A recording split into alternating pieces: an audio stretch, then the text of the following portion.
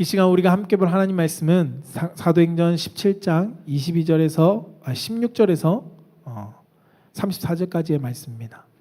사도행전 17장 16절에서 34절까지의 말씀 너무 긴데요. 그래서 16절에서 21절까지 보고 그리고 뒤에 30절에서 34절까지 두 곳에 나눠서 보겠습니다. 우리 한 절씩 교독하겠습니다. 바울이 아덴에서 그들을 기다리다가 그 성에 우상이 가득한 것을 보고 마음에 격분하여 회당에서는 유대인과 경건한 사람들과 또 장터에서는 날마다 만나는 사람들과 병론하니 그들을 붙들어 아레오바고로 가며 말하기를 내가 말하는 이 새로운 가르침이 무엇인지 우리가 알 수 있겠느냐. 내가 어떤 이상한 것을 우리 귀에 들려주니 그 무슨 뜻인지 알고자 하노라 하니 모든 아덴 사람과 거기서 나그네 된 외국인들이 가장 새로운 것을 말하고 듣는 것 이외에는 달리 시간을 쓰지 않음이더라. 바울이 아레오바고 가운데 서서 말하되 아덴 사람들아 너희를 보니 범사에 종교심이 많도다. 30절로 넘어가겠습니다. 알지 못하던 시대에는 하나님이 강가하셨거니와 이제는 어디든지 사람에게 다 명하사 회개하라 하셨으니 이는 정하신 사람으로 하여금 하나의 공의로 심판할 날을 작성하시고 이에 그를 죽은 자 가운데서 다시 살리신 것으로 모든 사람에게 믿을 만한 증거를 주셨음이니라 하니라. 그들이 죽은 자의 부활을 듣고 어떤 사람은 조롱도 하고 어떤 사람은 이 일에 대하여 내 말을 다시 듣겠다 하니 이에 바울이 그들 가운데서 떠나매 몇 사람이 그를 가까이하여 믿으니 그 중에는 아레오바고 갈리 디오누스와 다마리아 하는 여자와 또 다른 사람들도 있었더라. 아멘. 오늘 하나님께서 우리 사랑하는 성도님과 저에게 주시는 말씀은 사도행전 17장 16절부터 34절까지의 말씀을 가지고 한번 따라해 봅시다. 지식과 설득으로는 하나님을 믿을 수 없습니다. 하나님을 믿을 수 없습니다. 네, 지식과 설득만으로는 우리가 하나님을 믿을 수 없다라는 이 말씀을 통해서 우리가 복음을 가지고 지식과 설득이 아니라 정말 복음을 내 삶에 역사하시는 하나님의 은혜로 받고 그 믿음으로 성장해 나아갈 수 있는 성도가 되기를 주님의 이름으로 축복합니다. 저를 따라서 한번 고백해 보겠습니다. 하나님 사랑합니다. 하나님 사랑합니다. 하나님 감사합니다. 하나님 감사합니다. 네, 이 고백이 우리의 신앙의 고백이 되길 주님의 이름으로 축복합니다. 19세기 미국의 부흥운동가였던 무디 목사님이 수십만 명을 주님께로 인도했고 또 그분은 특히나 주일학교 교육의 중심을 일깨운 유명한 분입니다. 이 무디 목사님께서 한 일화에 대한 내용을 가지고 설명해 드리고자 하는데요. 그분이 하루에 매일 그는 전도하고자 하는 복음을 세우고 있었습니다. 그런데 어느 날 그가 하루는 전도하지 못한 날이 있어서 그 못한 상태로 잠자리에 들려고 할 때 그가 책임을 다하지 못했다는 그 부담감 때문에 잠이 오지 않았던 것입니다. 그래서 그는 다시금 잠옷을 입고 거리로 나아갔습니다. 그리고 밤중 거리에 서서 복음을 전할 사람을 찾는 가운데 한 사람을 만났습니다. 그리고 그 사람에게 다가가서 예수님을 아십니까? 라고 물었을 때 그 사람은 예수라는 말을 듣자마자 화를 내면서 무디 목사님을 쫓아내버렸습니다. 그리고 무디 목사님은 쫓기다시피 집으로 돌아왔습니다. 그 후 한 3개월 정도 지났을 때 어느 날 문득 밖에서 문을 두드리는 소리가 들려 문을 열어보니까 예전에 그 3개월 전에 만났던 사람이 무디 목사님에게 찾아온 것입니다. 그래서 그 사람은 무디 목사님을 향해서 이렇게 고백했다고 합니다. 당신이 그날 밤 예수님을 아느냐는 그 물음이 저를 크게 화나게 했습니다. 그런데 그 말이 그때부터 계속해서 내 마음 가운데서 떠나지 않았습니다. 그래서 저는 예수님을 믿기로 했고 믿게 되었습니다 라고 이야기한 것입니다. 무디 목사님이 한 것은 복음의 씨를 뿌렸을 뿐입니다. 어쩌면 특별한 일도 아니었죠. 예수님을 믿으십니까? 라는 그 말 한마디였지만 하나님은 그 말이 그 복음이 그 사람 마음 가운데 심겨지게 하시고 그것을 통해서 하나님께서 자라나게 하시고 가꾸셔서 그 사람이 복음을 믿게 하신 것을 우리 한 예화를 통해서 우리가 볼 수 있는 것입니다. 시편 126편 5절에서 6절에는 이런 말씀이 있습니다. 눈물을 흘리며 씨를 뿌린 자는 기쁨으로 거두리로다. 울며 씨를 뿌리러 나가는 자는 반드시 기쁨으로 그 곡식단을 가지고 돌아오리라라고 성경은 말씀합니다.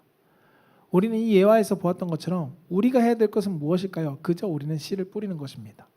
우리에게 주신 사명을 감당하는 것이 우리가 해야 될 역할입니다. 우리는 누군가를 믿게 할 수는 없습니다. 내가 강권한다고 해서 그 사람에게 내가 멱살을 잡고 끌고 간다고 해서 그 사람이 믿어지는 것이 아니라는 겁니다. 믿음은 하나님이 하시는 일입니다. 다만 우리는 씨를 뿌리는 일을 해야 하는 것이죠. 바울은 그 복음의 사역을 이러한 마음을 가지고 감당했습니다. 하나님의 복음을 씨를 뿌리게 하시는 그 마음을 가지고 그는 가는 곳곳마다 복음을 전했죠. 그가 데살로니가의 2차 전도 여행 가운데 데살로니가와 베레아에서 복음을 전하다가 유대인들의 반항 속에 아덴으로 그는 피신하게 됩니다.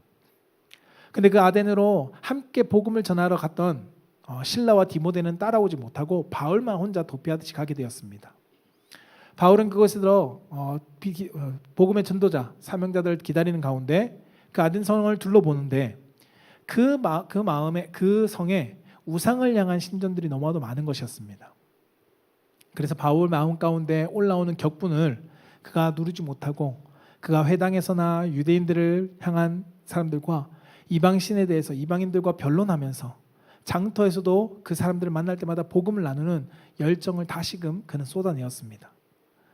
바울에게 복음의 복음을 듣고 관심을 가진 사람들이 있었고 그 사람이 바울에게 이 복음을 듣기를 원했습니다.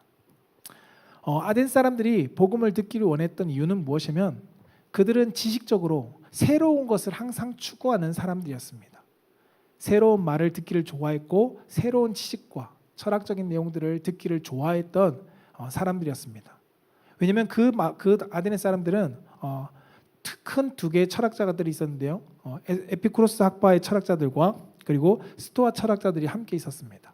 그래서 새로운 지식에 대한 갈구들이 많은 도시였습니다. 이들은 그 복음을 듣기를 원했고 복음이라고 말하기는 그렇고 바울이 이야기하는 신에 대한 이야기를 듣기를 원했고 그것에 관심 가진 그 모습을 보고 바울은 그들을 향해서 복음을 전합니다. 이 복음을 전하는 현장 속에서 우리가 발견할 수 있는 것은 무엇이냐면 복음을 가까이 들을 때 성령께서 그들 가운데 마음을 여시면서 믿음을 주시는 자들이 있는가 하면 반대로 복음을 단지 지식으로 받아들이면 오히려 하나님의 복음을 미련한 것으로 여길 수 있다는 것을 우리는 오늘 말씀 속에서 발견할 수 있습니다. 복음은 분명히 전해집니다. 그러나 어떤 사람은 그 복음이 하나님께서 그의 마음 가운데 열어주시고 그것을 믿음으로써 고백하는가 하면 단지 그 복음이 지식으로서 들려지는 사람에게는 그 복음이 미련한 것처럼 여겨지는 것을 통해 오늘 말씀이 깨닫게 하는 한 가지 주제가 있습니다. 그것이 무엇이냐면 오늘 우리가 함께 보았던 복음은 지식과 설득만으로 되는 것이 아니라 하나님이 그를 믿게 하심으로써 그리고 그에게 회개할 수 있는 기회를 주심으로써 우리가 그것을 믿는 것이다 라는 것을 우리가 알게 되는 것입니다. 오늘 이것을 가지고 함께 말씀을 깊이 보고자 하는데요. 오늘 본문 말씀에 보면 아덴은 분명히 종교심이 많은 곳이라고 성경은 기록하고 있습니다. 이 도시는 종교적인 열심이 많았습니다. 많은 신전을 짓고 그들이 제사하는 제단도 있었습니다. 이들이 왜 그 많은 신전을 짓고 특히나 오늘 말씀에 나온 것처럼 알지 못하는 신에게라는 제단이 있었다고 이야기하는데 왜 알지 못하는 신에게까지 그들은 제사를 지내게 되었을까라는 것을 우리 한번 되돌아봐야 합니다. 오늘 23절에 보면 이렇게 기록하죠. 내가 두루 다니며 너희가 위하는 것들을 보다가 알지 못하는 신에게라고 새긴 단도 보았으니 그러므로 너희가 알지 못하고 위하는 그것을 내가 너희에게 알게 하리라 라고 말하며 바울은 복음을 시작합니다. 복음을 전하기 시작합니다. 이것을 왜 알지 못하는 신에게까지 제단을 만들었는지를 좀 설명드리면 그 당시에 그들은 신에 의해서 우리의 삶이 형통하게 된다고 여겼습니다. 제우스나 많은 신들을 통해서 항해하는 사람들은 제우스에게, 포세이돈에게, 여러 신들에게 그들은 제사를 드렸습니다. 그래서 자신의 안위를 추구했죠. 그런데 그런 신들에게 제사를 드렸는데도 그들의 삶 가운데 평안이 없는 겁니다. 그래서 내 삶에 신에게 분명히 구했는데 왜 내 삶에 평안이 없지? 그래서 내가 알지 못하는 어떤 신이 나의 삶 가운데 영향력을 미치다 보니 내 삶 가운데 평안이 없구나. 그러면 그 알지 못하는 신에게도 우리가 노를 그치도록 우리가 제사를 지내자라는 의미 속에서 그들은 제사를 지내기 시작했습니다. 그 제단을 오늘 바울이 본 것입니다. 그리고 그 알지 못하는 신, 이들이 알지 못하는 신, 그러나 바울은 알고 있던 그 하나님, 그 하나님을 이 말씀 속에서 전합니다. 너희가 알지 못하면서 위하고 제사하는 그 신은 바로 누구냐면 내가 믿고 있는 하나님이다 라고 바울은 소개하는 것입니다. 바울은 아덴 사람들 향해서 하나님이 어떤 분인지를 전합니다. 하나님은 시간과 공간을 초월하는 분이고 불가능한 것이 없으신 분, 그리고 생각할 때 전혀 우리가 이루어지지 않을 것 같은 일도 하나님은 그 가운데 개입하시면 모든 것을 해결하실 수 있는 분, 그리고 무엇보다도 모든 만물이 하나님의 창조의 권위 아래 돌아가게 하시는 그 신, 그 신이 바로 하나님이다라는 것을 바울은 소개하고 있죠. 그래서 바울은 24절에 이렇게 그분을 함축해서 설명합니다. 24절 말씀에 함께 읽어볼까요? 시작. 우주와 그 가운데 있는 만물을 지으신 하나님께서는 천지의 주제시니 손으로 지은 전에 계시지 아니하시고, 아멘. 우주 모든 만물을 지은 하나님, 이것을 지금도 다스리신 하나님, 주인 되시는 그 하나님이 계시다라고 바울은 소개했다는 것입니다. 하나님은 모든 우주 만물을 창조하신 분이시죠. 그리고 이 하늘과 땅 모든 만물의 주인 되시는 분입니다. 그분이 폭풍을 일으키면 폭풍이 일어나고 그분이 재앙을 일으키면 재앙이 일어납니다. 그 신을 그들이 말하고 있는 알지 못하는 우리의 삶 가운데 평안이라는 것을 줄 수 있는 그 신을 바울은 소개하고 있는 것입니다. 우리는 그분을 힘입어 살아가고 있는 존재죠. 그 하나님이 우리의 주인 되시고 우리를 다스리시고 우리의 삶을 지금도 이끌고 가시는 것을 우리는 믿음으로 고백합니다. 바울은 그 하나님에 대해서 소개하면서 25절과 26절에 이렇게 기록합니다. 같이 한번 읽어볼까요? 시작. 또 무엇이 부족한 것처럼 사람의 손으로 섬김을 받으시는 것이 아니니 이는 만민에게 생명과 호흡과 만물을 친히 주시는 이심이라. 인류의 모든 족속을 한 통으로 만드사 온 땅에 살게 하시고 그들의 연대를 정하시며 거주의 경계를 한정하셨으니. 아멘. 이 철학자들에게 생각은 우리는 어느 순간 지금도 우리가 신이 창조한 것이 아니라 우리 만물 속에 우리는 어떻게 만들어졌다라고 이야기하는 진화론자들은 우리가 흙에서 아니면 여러 가지 조건들 속에서 만들어졌다라고 생각합니다. 그 당시에도 그러한 철학이 있었습니다. 그러나 바울은 부모를 통해서 우리가 태어났지만 실질적으로 우리를 만든 하나님이 있다라는 것을 설명하고 있죠. 생명과 호흡은 하나님께로부터 왔다라는 것입니다. 하나님은 우리를 창조하셨다는 것을 바울은 자신 있게 소개합니다. 이 땅의 모든 호흡을 주관하신 분은 하나님이다. 그리고 이 땅을 살아가면서 하나님께서 우리를 창조하셨기 때문에 우리도 하나님의 주권 가운데 하나님의 다스리심이 필요하다라고 바울은 복음을 전하고 있는 것입니다. 우리 모든 삶의 자리 가운데 여러분, 우리가 태어나는 것도 그리고 시간도 그 모든 것이 하나님의 손안에 있음을 우리는 기억해야 합니다. 바울이 전하는 이 복음 속에는 하나님의 주권을 인정하는 것을 고백하고 있습니다. 알지 못하는 신이 너희들의 삶을 주관하는데 그 신이 누구냐? 하나님이다라는 것을 설명하는 것이죠. 아단 사람들이 복음을 받아들이기보다 이 새로운 지식에 관심이 쏠리는 겁니다. 그런데 여기서 오늘 말씀에 중요한 문제점이 있습니다. 무엇이냐면 우리가 오늘 바울이 복음을 전했을 때 두 가지 반응의 사람들이 있다는 겁니다. 하나님을 믿는 사람과 믿게 되지 못한 사람이 있습니다. 하나님을 믿는 사람과 믿지 못한 두 사람이 나뉘게 되어지는데 그 나뉘어지게 된 궁극적인 이유가 무엇일까요? 그것은 무엇이냐면 한 부류의 사람들은 이 복음을 사람의 지식의 수준으로 받아들였다는 겁니다. 사람의 지식으로 설득력 있는 말로 그들은 그것을 받았습니다. 신을 알고 싶었던 나의 지식, 알지 못하는 신에 대한 탐구의 지식이 그 수준으로만 그 복음을 받아들였던 것입니다. 그러나 복음을 아는 자는, 복음을 다르게 말하면 믿게 된 자, 그 복음을 믿게 된 자는 그 복음을 믿음으로써 하나님이 설득력 되지 않는 그 하나님을 받아들이게 된 것이고 그 하나님을 영접하게 된 것입니다. 바울은 설득하지 않았습니다. 우리는 이 아덴에서의 이야기를 가지고 바울이 설득했다라고 말할 수 있겠지만 바울은 설득한 것이 아닙니다. 설득이 없었던 것은 아니죠. 설명하며 그들에게 설득은 했습니다. 그러나 바울은 실질적으로 그들에게 복음을 증거했습니다. 다만 그들이 복음을 하나의 지식으로, 하나의 설득으로 받아들였다는 것입니다. 하나의 변론으로 그들이 받아들이니까 그들의 삶에는 이 복음의 능력이 전혀 그들의 삶 가운데 체험되어지지 않은 것입니다. 우리도 동일합니다. 설교의 이야기가 하나의 사람의 말로 설득으로 여러분들이 받아들여진다면 좋은 이야기구나라고 여러분 받아진다면 이 설교를 통해서 전해지는 복음의 메시지는 우리 삶 가운데 아무런 영향력이 나타나지 않습니다. 그러나 이 복음이 하나님께서 나에게 주시는 말씀으로 받아진다면 성령께서 내 마음을 여시고 내 삶에 놀라운 변화를 일으킨다는 것입니다. 우리는 복음에 있어서 여러분 어떻게 받아들이고 있습니까?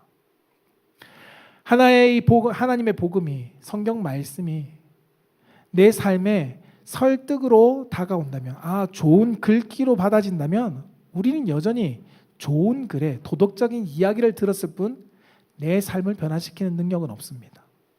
그러나 이것이 하나님의 말씀으로 나에게 찾아온다면, 복음이 성령님께서 내 마음을 여셔서 회개할 수 있는 그 믿음의 길로 인도해 주신다면 우리의 삶은 변화되어지는 삶을 살아가게 된다는 것입니다.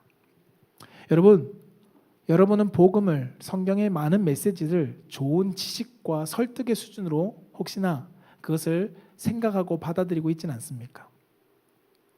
오늘 아덴 사람들은, 대부분의 사람들은 바로 그 복음을, 바울을 통해서 전해진 복음을 하나의 설득과 지식의 수준으로만 받아들였습니다. 사도행전 오늘 17장 30절에 31절 말씀에 보면 이렇게 말씀합니다. 같이 한번 읽어볼까요? 시작.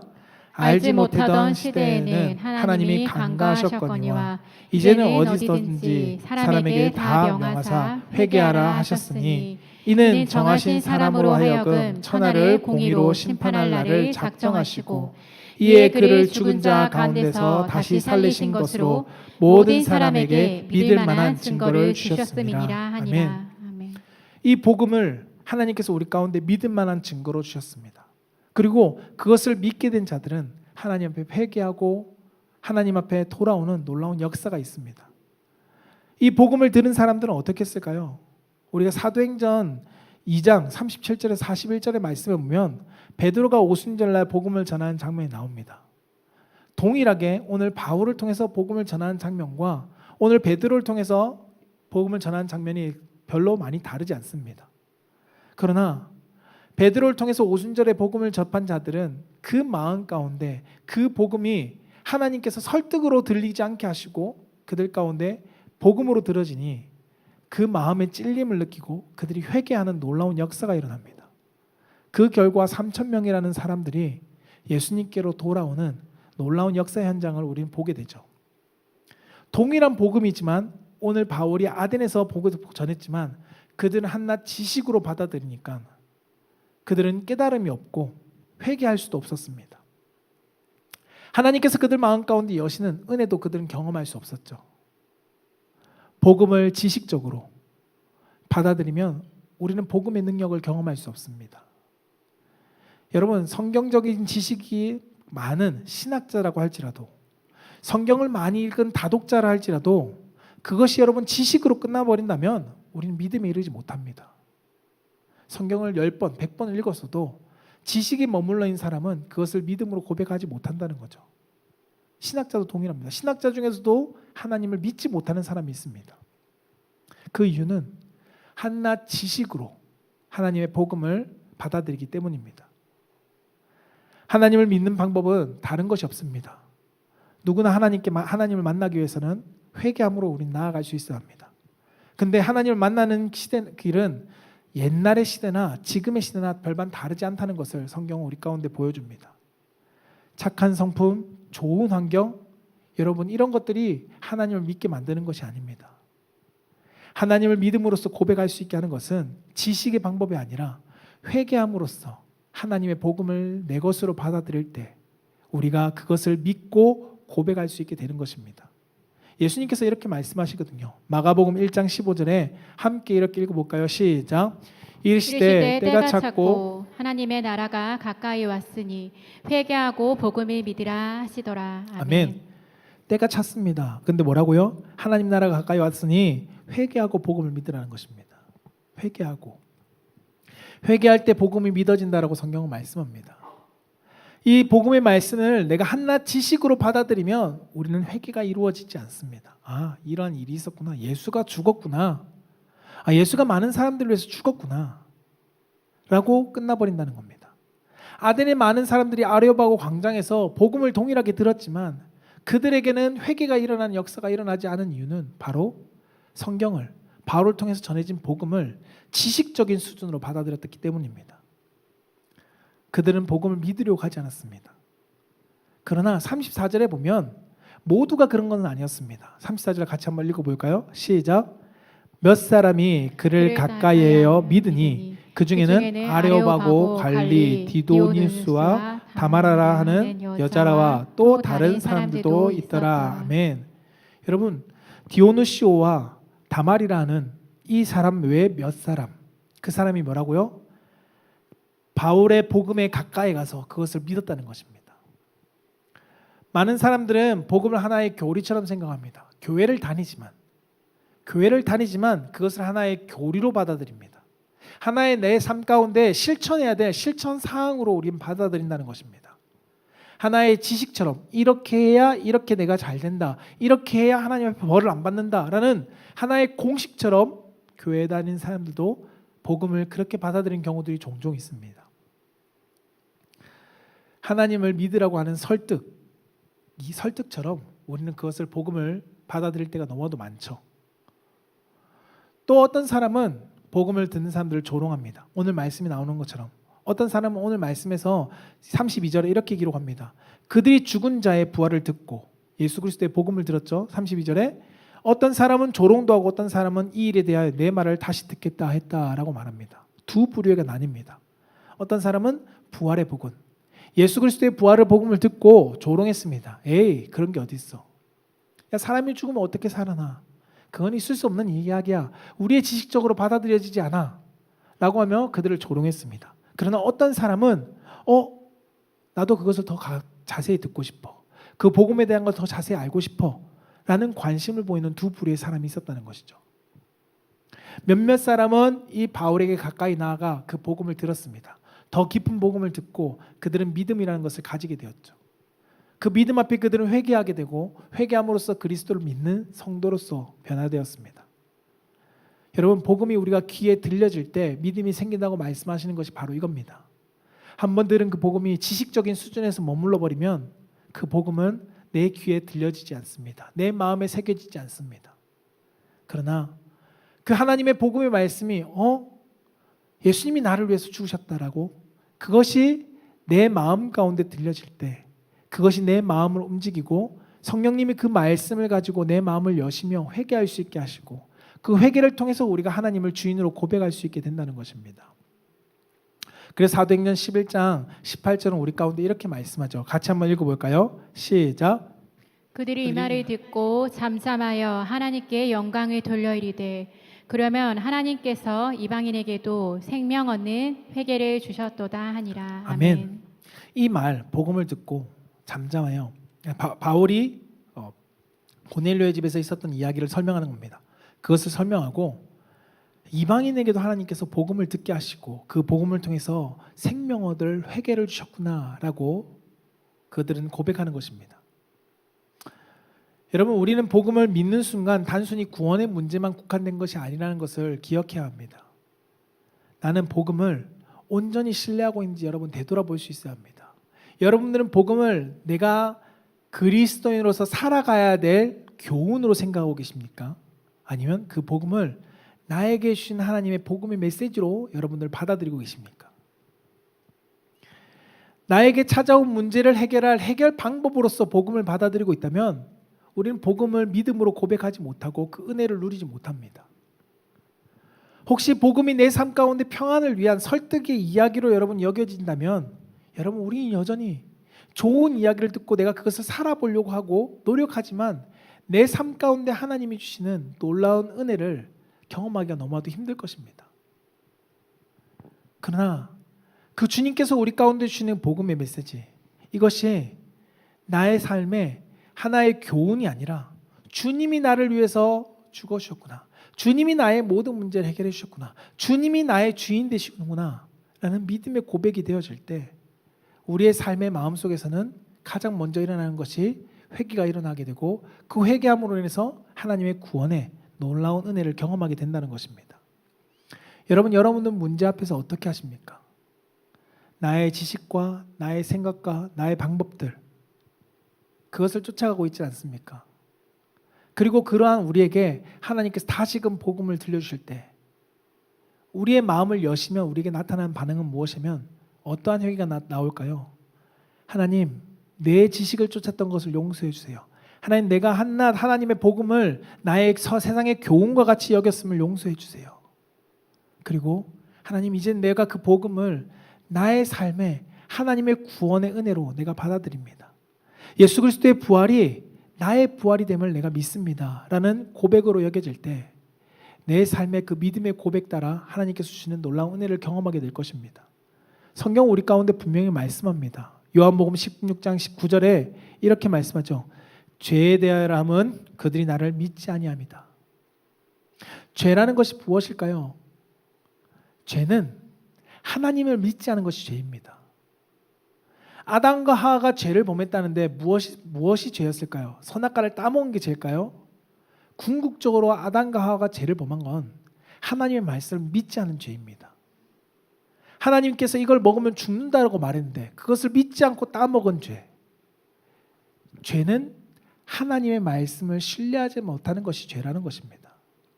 우리는 과연 하나님의 복음의 말씀을 믿음으로 받아들이고 있는가? 하나의 지식으로 받아들이면 이것은 내 삶 가운데 아닌 것 같아, 이것은 내 삶 가운데 하면 좋은 것 같아 라면서 내가 판단하고 있지는 않는가? 복음을 지식적인 좋은 이야기로 여긴다면 우리는 하나님의 은혜를 경험할 수 없습니다. 예수님이 내 주인인 것을 우리는 경험하며 살아갈 수 없다는 것입니다. 왜냐하면 하나의 지식으로 여길 때, 내 지식이 우선될 때는 하나님의 복음을 무시하며 살아가는 우리의 모습이 있기 때문입니다. 여러분, 우리의 삶을 한번 잘 되돌아보십시오. 하나님의 복음은 틀린 것이 없는데 이것은 내가 이렇게 해야 돼, 성경은 이렇게 말하지만 이것은 이렇게 하는 게 맞는 것 같아 하며 내 생각대로 살아가는 삶은 있지 않습니까? 하나님의 말씀은 저들을 용서하라고 말하는데 내 삶은 내 감정대로 하나님 말씀을 무시한 채 내 감정대로 내가 그것을 선택하며 따라가는 삶이 있지는 않습니까? 그것이 하나님의 말씀을 내가 정말 믿음으로 받아들였다면, 내 생각과 내 지식보다 우선되는 말씀으로 받아들였다면 우리는 과연 하나님이 사랑하는 말씀 앞에 내가 미워하는 것을 먼저 할 수 있었을까? 우리는 한번 돌아봐야 합니다. 오늘 말씀은 우리 가운데 그것을 이야기합니다. 오늘 30절 말씀 가운데서 이야기하는 것처럼 복음을 바르게 알지 못했던 사람들은 나의 모습에 회개하지 않습니다. 그것은 거짓된 거야, 그것은 아니야, 내 생각에는 이것이 아닌 것 같아 하며 그것을 거부하면서 떠납니다.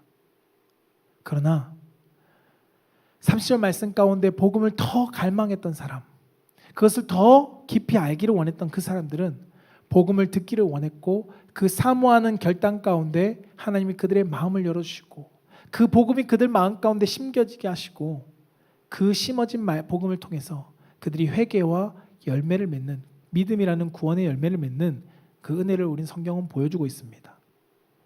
여러분, 우리의 삶을 다시금 되돌아보기를 원합니다. 과연 내 인생의 주인은 누구인가? 나는 과연 복음을 따라 살아가고 있는가? 복음을 내 삶의 믿음으로 받아들이고 있는가? 아니면 복음을 하나의 지식적인 나의 삶의 신앙의 교훈으로 받아들이고 있는가? 성경은 우리에게 교훈으로 주시지 않았습니다. 성경은 우리에게 복음으로 주셨습니다. 주인이 하시는 말씀 앞에 우리가 전적으로 신뢰하며 나아갈 명령으로 주신 것을 우리는 기억해야 합니다. 저는 우리 사랑하는 성도님들이 복음이 복음이 능력이 되는 그 은혜를 경험할 수 있기를 축복합니다. 복음이 여러분들의 지식으로 머물러 있지 않기를 소망합니다. 복음이 내 삶의 모든 문제를 해결해 주는 하나의 지식의 지침서가 아니라 복음을 믿음으로써 내 삶에 하나님께서 부으신 은혜가 더 풍성하게 누려지는 성도가 되기를 소망합니다.